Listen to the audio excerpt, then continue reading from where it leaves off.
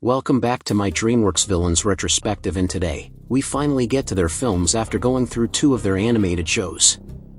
I don't think I need to tell you how well known the villains in the Dreamworks lineup are, mostly because I already did so in the last video. Now, most of these villains aren't really legendary. Some are forgettable at best, and others are either unappreciated or overshadowed by the more well-known antagonists.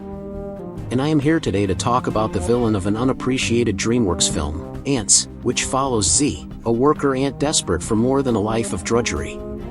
His unexpected connection with the colony's princess, Bala, sets off a chain of events, from a simple swap with his soldier ant friend Weaver to a desperate flight towards the legendary Insectopia. But what Z and Bala don't realize is that their colony's very survival is at stake, orchestrated by the malevolent head of the ant army. Before I talk about General Mandible himself, let's see how the guy came to be. I should probably mention that the film was at first titled Army Ants, that originated in 1988, a decade before the film came out. I don't know what happened between those years, but it's likely that Jeffrey Katzenberg was still working at Disney and they couldn't find the time to greenlight the project. Unlike with the last video, I am able to find development pieces of Mandible online through an original draft script written by the movie's screenwriters Todd Alcott, Chris Weitz, and Paul Weitz. In this script, there existed a villain before Mandible named General Formica, who was supposed to be voiced by Danny Glover, who in the finished film, ended up getting the small part of Barbatus, the eccentric warrior ant who Z befriends when he goes in disguise as a fellow soldier after he switches places with Weaver. Formica is described by the script to resemble the historical army head, General George S. Patton, a characteristic that Mandible himself would adopt when Formica was scrapped. For the most part, Formica more or less fills in Mandible's role, only he appeared to be more ruthless and cruel, with his opening scene showing him using some ants as a ladder to climb to the royal chambers and expressing irritation when they moan in pain. Mandible had a relatively small role in this draft, as he was a separate character who had the rank of major, and the script said that one of his eyes was gone and half of one of his antennas has been dismembered. In the script, he took Colonel Cutter's part of tracking down Z and Princess Bala and leads a band of tracking ants called Team 6 while finding them. And just to establish if I'm able to bring it up again, Cutter was originally named Carpenter in this draft. Why? Not really my story to tell. Anyway, the ending of this draft shows details on Formica's defeat. He rallied the Super Solider army and tried to attack Z alongside some worker ants after they have escaped the flood he set into motion. When the army ants end up overwhelmed by the bugs from Insectopia that Z befriended, Formica tries to attack Z himself, but soon ended up falling into the whirlpool, but Z rallied the ants to save him. I guess even in its early years, Dreamworks was planning to teach any children watching to be the bigger person, ironic since the movie in question is about small insects. After he was saved, Formica was stated by Z to get a job as a living keg for honeydew, and according to the script, Formica put up quite a couple of pounds after that. As for the Mandible in the script, he completely disappears after giving the order to destroy the dam to unleash the water that floods the colony. I guess maybe he must have been demoted to a position in the colony that's less important than a worker. I think that the biggest reason why the ending was cut was because the fight scene was similar to Pixar's A Bug's Life, which came out the following month after Ants. Though, it's likely this was just a coincidence, as the only reason why Ants came out first was because Jeffrey Katzenberg wanted to spite his former friends at Disney by releasing this movie first before the Pixar film, and also because A Bug's Life was going to be released around the same time as the default second Dreamworks animated film, The Prince of Egypt. It's stated that Katzenberg originally planned to release Ants in spring of 1999 before the whole spite-fueled early release came along. Apparently, before Jeffrey made the decision, he offered to halt making Ants if Pixar moved A Bug's Life up a few months to avoid releasing around the time as The Prince of Egypt, but the people at Pixar turned the offer down. Also, before anyone asks, I will not make any comparisons between Mandible and the villain from A Bug's Life, Hopper. Mostly because I do not want to add in more details and aspects than this video needs. A soldier knows that the life of an individual ant doesn't matter. What matters is the colony. He's willing to live for the colony, to fight for the colony, to die for the colony. And with that, we finally come to the general himself.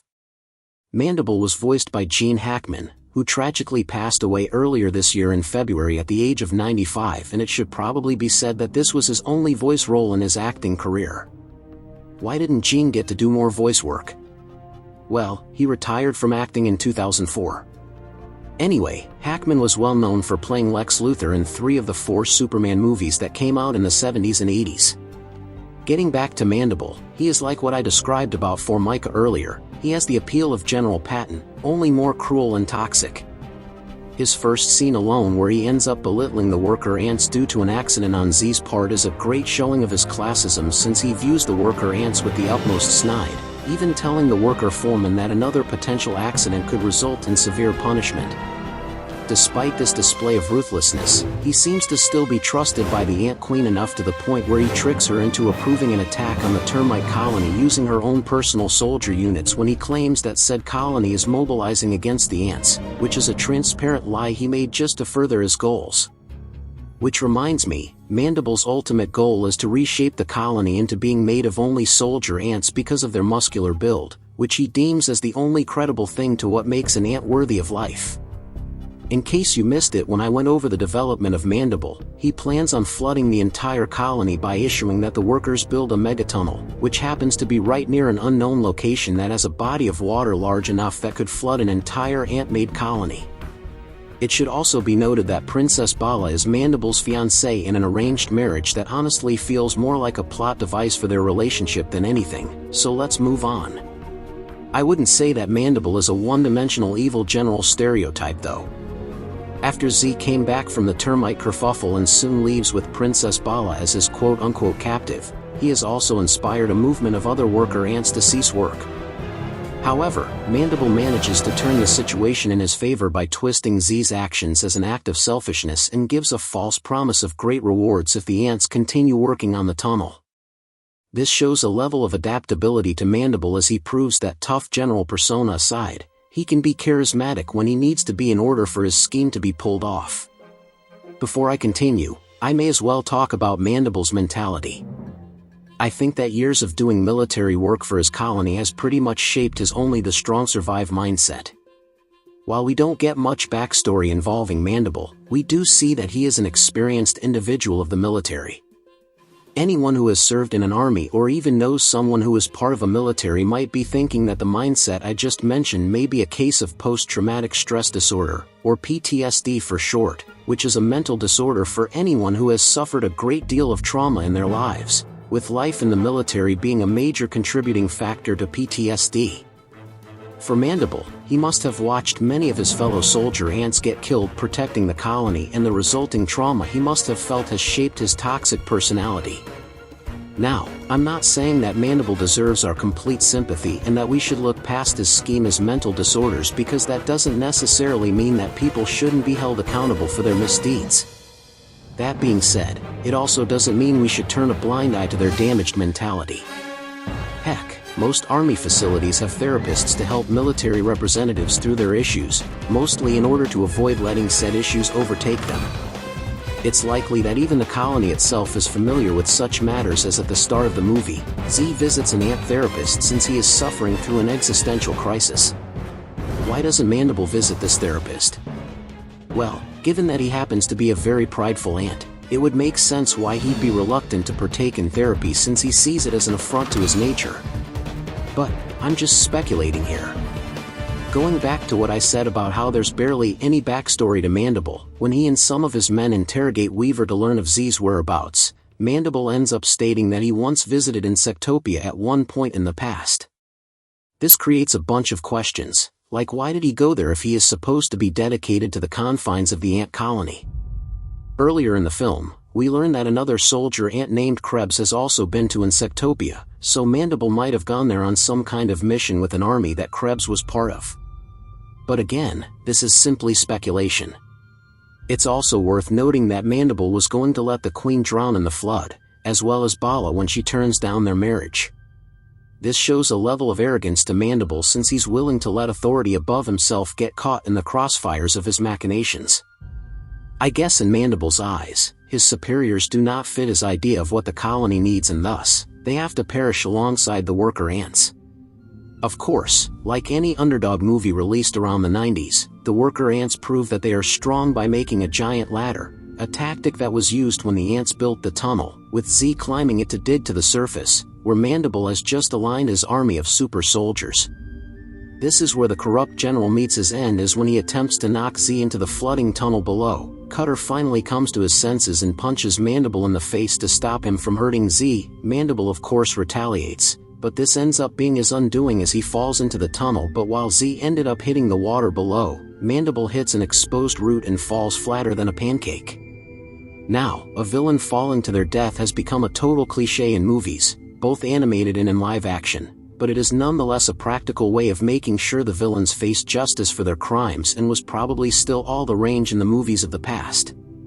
Plus, it does sort of make Mandible's defeat symbolize the biblical phrase "pride comes before the fall," and it becomes clear as day that Mandible's hubris ended up working against him, since he arranged for all the worker ants to be killed, but they ended up surviving due to a move he had them use to build his tunnel. And when his second-in-command betrays him to save Z, saying that the workers are good for the colony, Mandible says that he alone is the colony's future, and then falls down the hole when trying to tackle Cutter, and he paid for it with his life.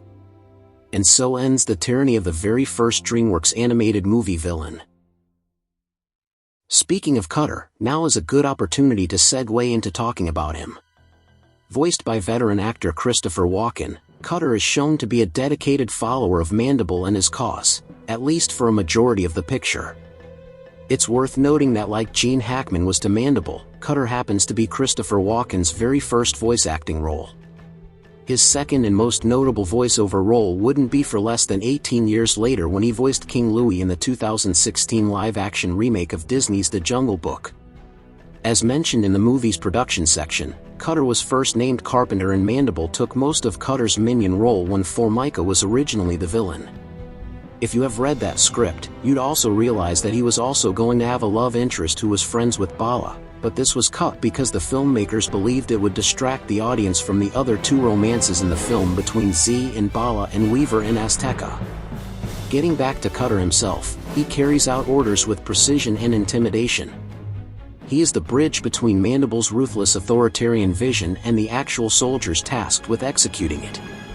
Taking a minute to look into his design, Cutter is physically larger than most of the other ants and has an angular, armored look on his face, and Walken plays him with a deep, deliberate voice that commands attention. Hi. I was in the neighborhood and I thought I'd drop in. The turning point of Cutter's loyalty comes when he is sent by Mandible to retrieve Bala from Insectopia, where after Bala questions him on supposedly following orders for the remainder of his life.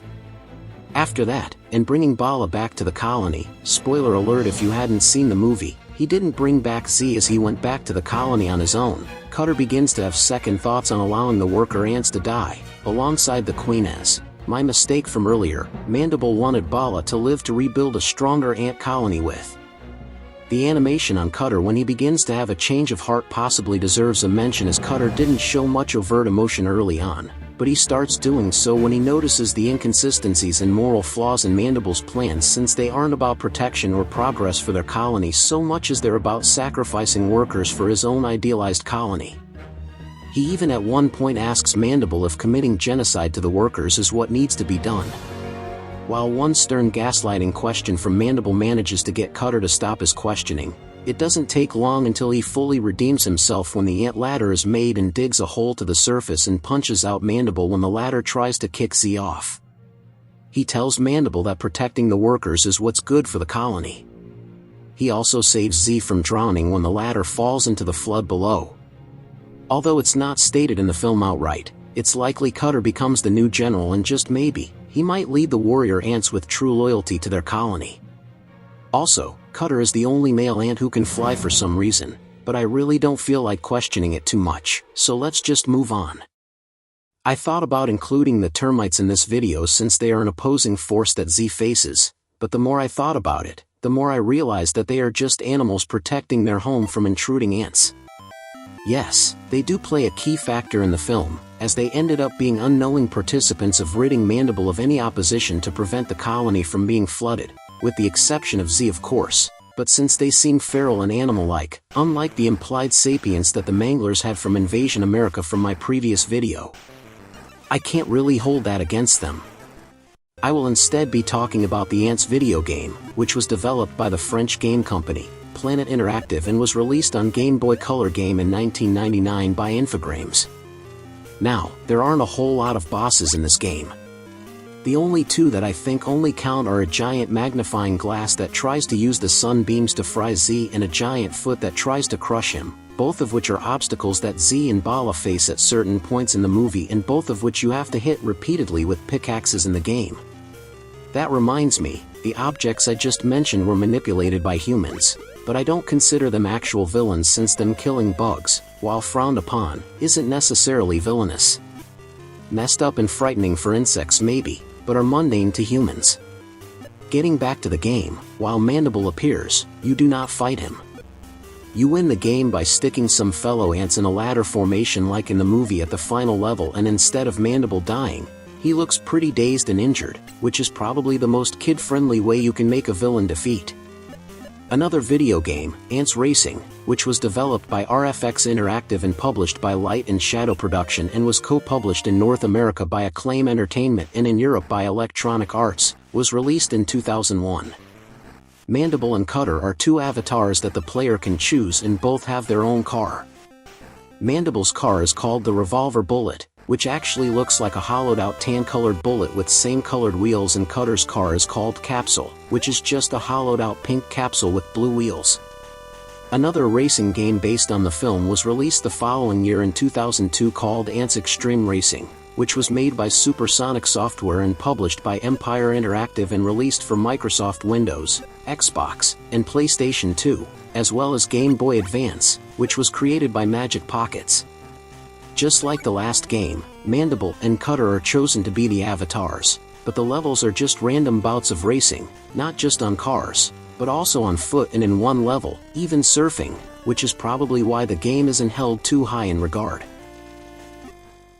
It's probably worth noting that a sequel to Ants was planned, with talks of it being either in theaters or on home video, but the sequel never came to be.